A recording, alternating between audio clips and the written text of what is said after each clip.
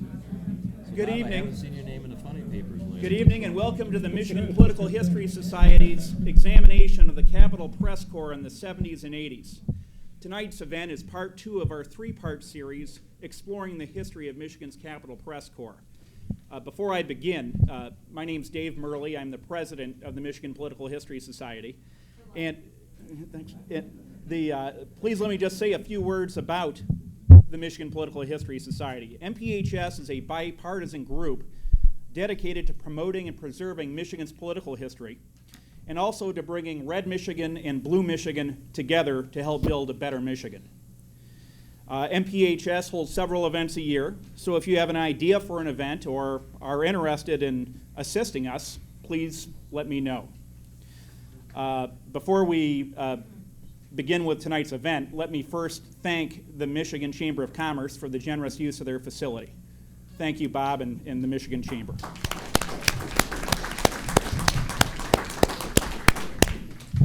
Well, enough from me. I now turn the program over to tonight's moderator, Roberta Stanley. Roberta is a former Gongware reporter, congressional aide, high-ranking official in our Department of Education, and very soon we'll have a new job with the National School Boards Association. Bert, I now turn the mic over to you. Thank you.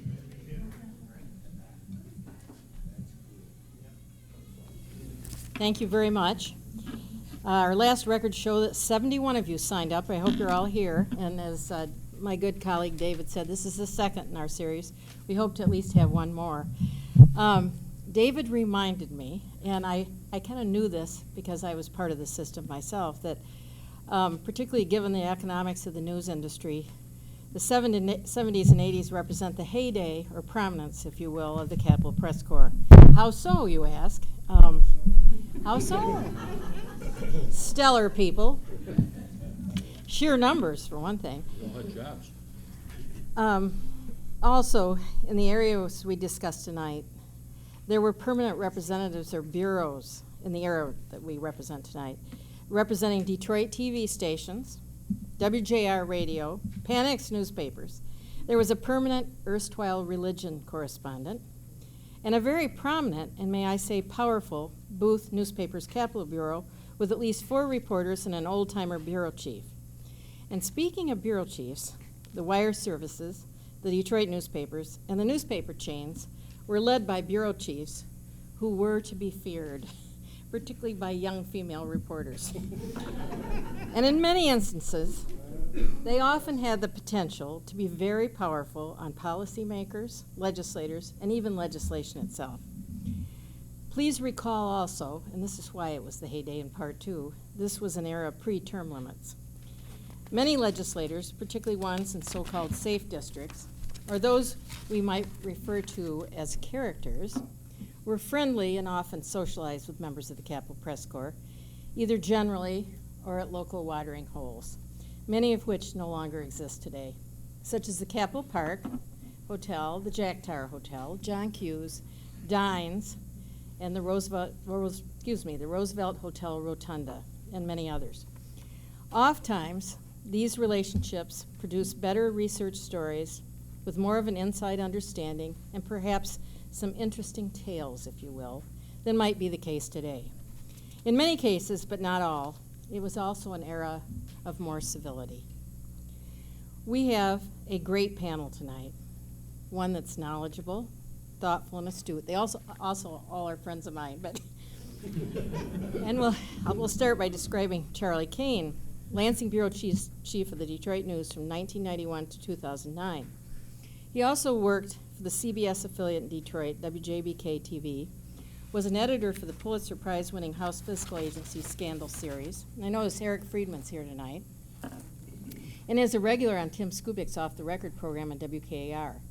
He is the only panelist I'm aware of, and I could stand corrected, who has actually published a book, The Journey of John Engler, which chronicled Engler's 1990 upset of Governor James J. Blanchard. Next, there is Bob Berg on the end, a former Capitol Bureau Chief for both Panax newspapers and UPI.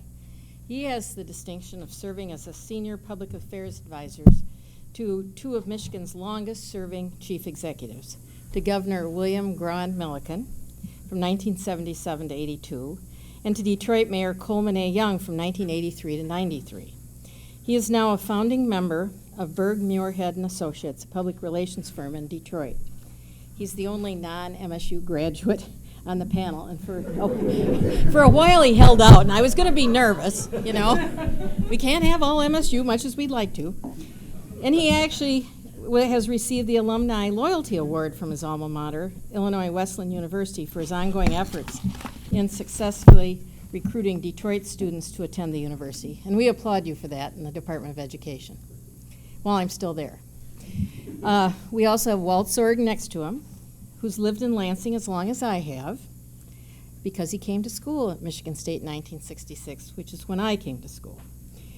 He's heard daily on WILS AM in Lansing as the host of a very well-informed morning news talk program, and there aren't many of those, I might add. He also has been a news director of a Lansing radio station and worked for several radio and TV outlets in Detroit and Lansing. He was twice named the Outstanding Radio Reporter in Outstate Michigan by the AP Broadcasters Association. He also has had stints in state government and the Commerce Department as their public affairs officer and as press secretary to the Speaker of the House, Bobby D. Krem, and he was also assistant executive director of the State Bar Association. Now, at his insistence, we have a rather brief bio of Mr. Lee on the end here. These are all humble people, I might point out, as opposed to some of the people I normally deal with, who was recently retired from Gangwar News Service as the vice president, where he worked a total of 39 years, with 37 being full-time. He began working there in 1970 and soon was moved to full-time. At Gangwar, he was named editor in the late 70s and vice president in 1991.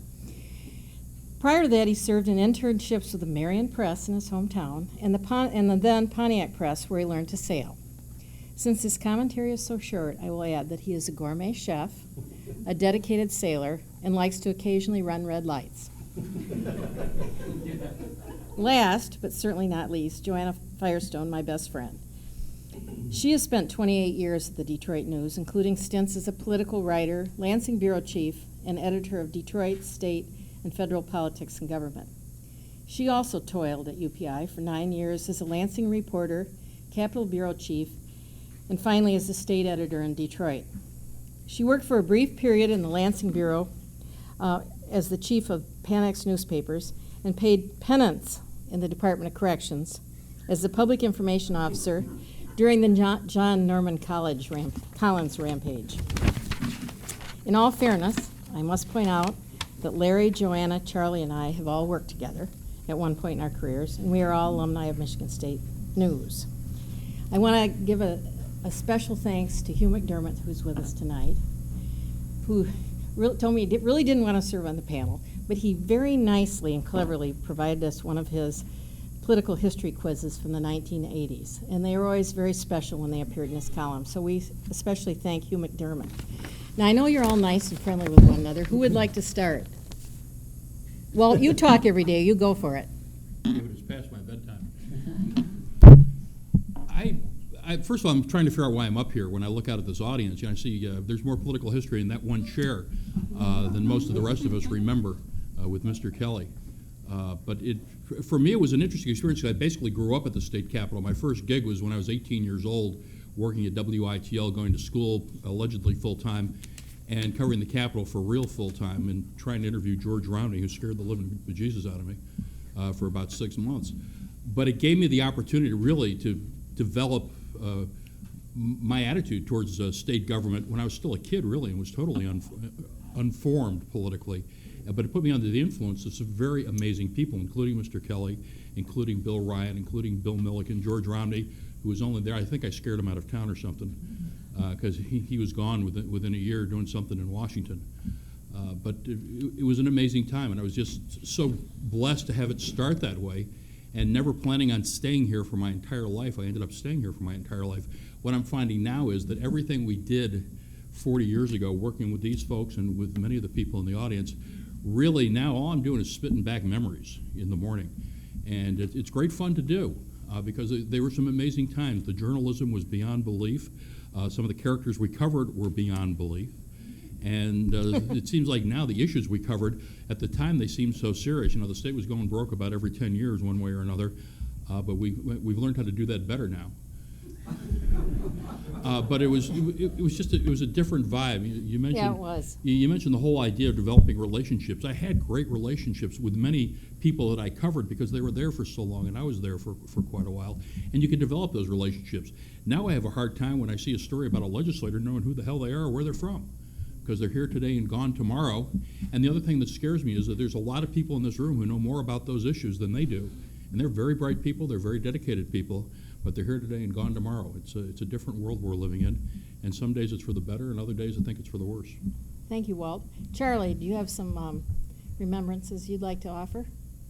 Well, I'd like to know why McDermott's not up here at this table with us for openers. Oh, he gave me a hard time, and I got sick and tired of trying to lobby him. You know, I may be a good lobbyist, but maybe the, not the whole best. time Hugh was at the Free Press up here in Lansing. For a long time, his column was on page 3, and when I got the Free Press, the first thing I did was open to page 3 just to see what Hugh was writing about. Hugh was what I modeled. Hugh was the standard.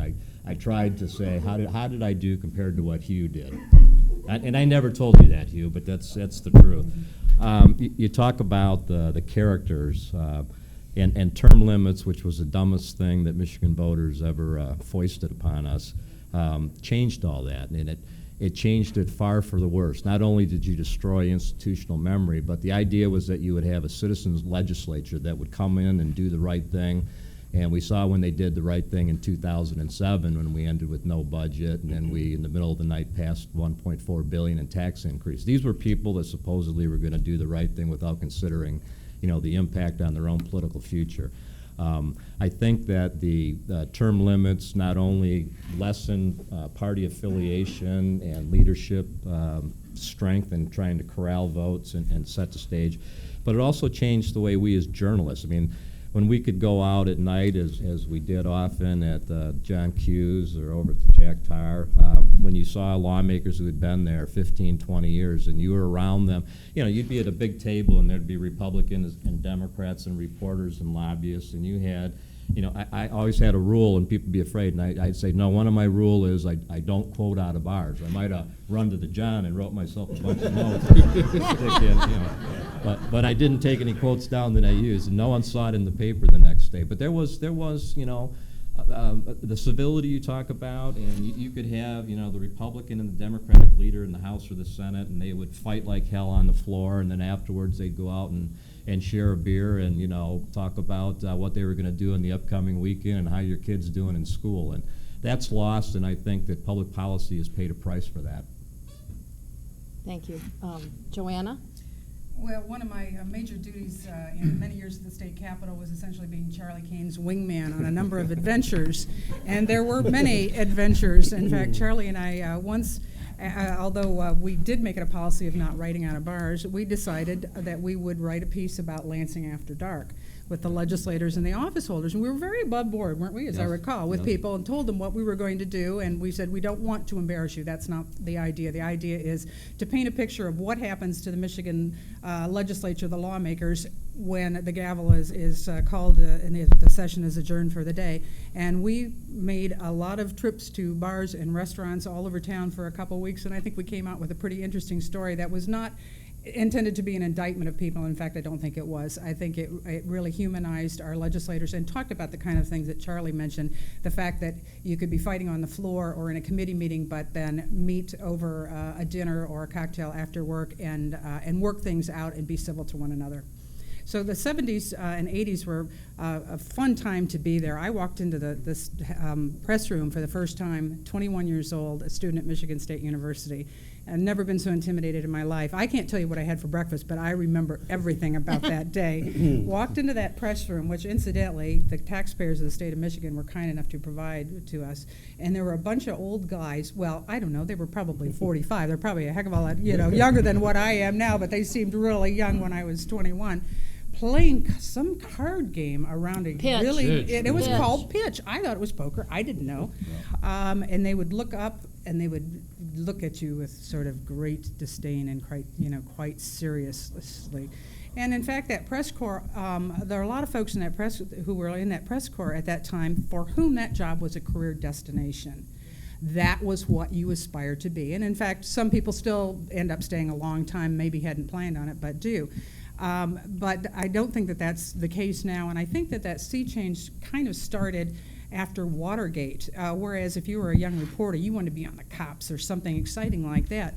But suddenly, after Woodward and Bernstein, hey, this was kind of cool. Maybe I'd like to be a hotshot political reporter. So you saw a lot of younger people agitating and lobbying to get jobs in the state capitol. And I think that you did see slowly, probably took 15 years, a change where it wasn't as friendly maybe anymore. It was a little more adversarial, perhaps. You got some people who really saw some big futures for themselves and really sort of changed that press corps. And also, when I started there, I think Marcia Van Ness and Bert and maybe Willa Wedden. I think Jackie Tier. Jackie Tier. I mean, that was it in terms of women. It was very lonely. It was very lonely, and you learned how to negotiate your way across the press room without looking up. You just Sexual harassment was legal then, too.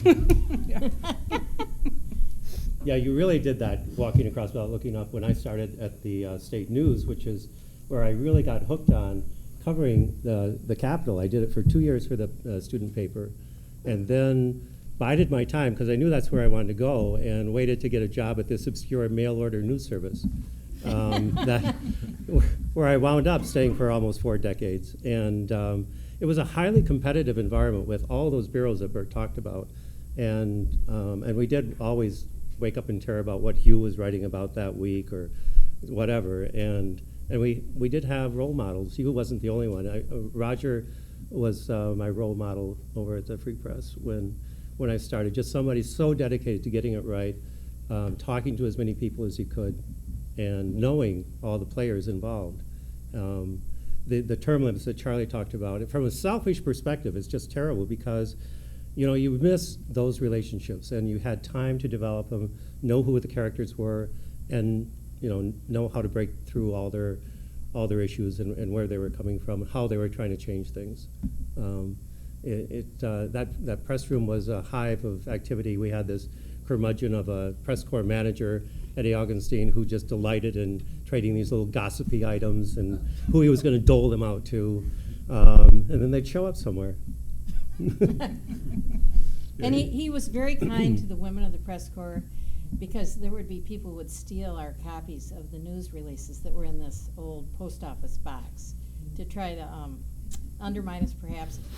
But dear Eddie always had a copy for Joanna and me. Anyway, Bob.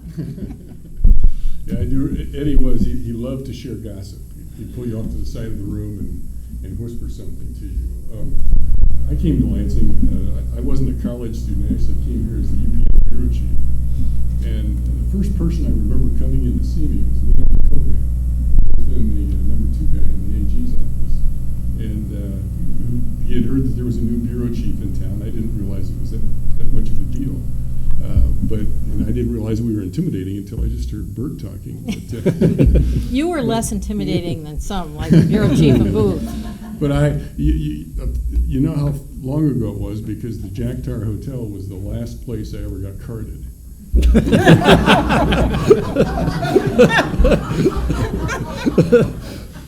But as the others have said, you spent a lot of time after hours as well, and there was a collegiality. There was a sense that there were people that you could learn a lot from. There were people that you learned who you could listen to and who you shouldn't listen to, and who knew what was going on and who didn't. And as a reporter, it was a great place to be and a great time to be a reporter. Then in '77, I came to work one morning working for Governor Milliken. And as I walked in the building, I realized that my relationship had changed with everybody that I knew. That I was suddenly, for the folks I was us, I was them, and the folks that I was them, I was now us. And so that was a whole different experience. But the relationships continued. And you knew who you could trust and who you couldn't, and you knew which reporters were really seriously trying to write the full story and who had an agenda. But it was a great time to be a reporter. A little secret, my father was a night detective at the Jack Tower Hotel, and when I got a job in the Capitol Press Corps, he was very upset.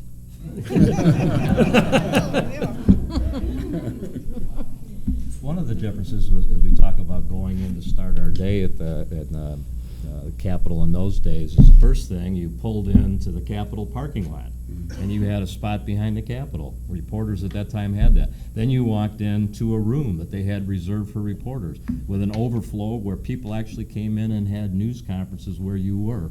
Then if you wanted to go down and talk to Bob over, he was the governor's press secretary, you just walked through a door and you walked over and there was Bob. There were no walls, surrounding you.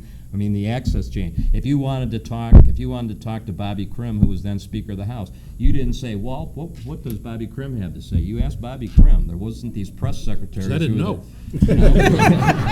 Hell, he wouldn't tell me.